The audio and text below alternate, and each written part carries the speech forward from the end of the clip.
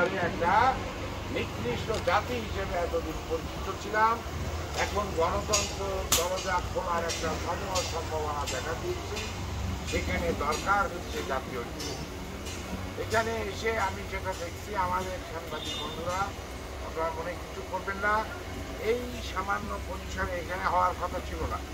আপনাদেরকে অত্যন্ত সম্মান এবং মর্যাদার সাথে অনেক ভালো জায়গায় আমি ঠিক করেছিলাম, কিন্তু আপনাদের মধ্যেও অনেক দ্বিধাদ্বন্দ্ব কাজ করছে, আমি যেটা লক্ষ্য করেছি, যার ফলে হঠাৎ করে ডেটটা চেঞ্জ করা সম্ভব ছিল না। তাহলে আমি আগামীকাল চলে যাব।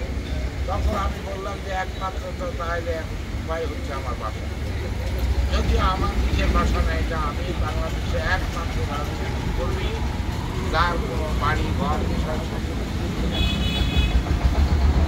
বাড়িটাও আমার হয়।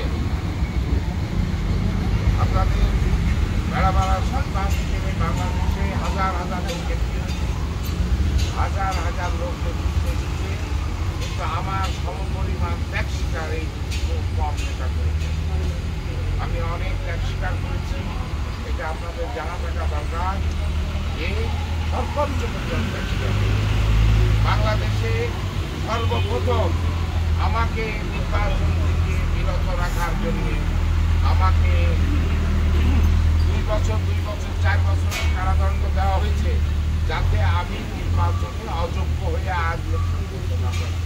তাহলে আমার এই 66 বছর বয়সে যদি আগামী 10 বছর নির্বাচন না করতে পারি, তাহলে মোটামুটি রাজনীতির অঙ্গন থেকে আমাকে ছুটে ফেলার প্রচেষ্টা হয়েছিল। আমাদের অনেকেই আমাকে নিয়ে উপহার চিৎকারি করতে পারে, কিন্তু আমি প্রধানমন্ত্রী শেখ হাসিনাকে স্যালুট জানাই।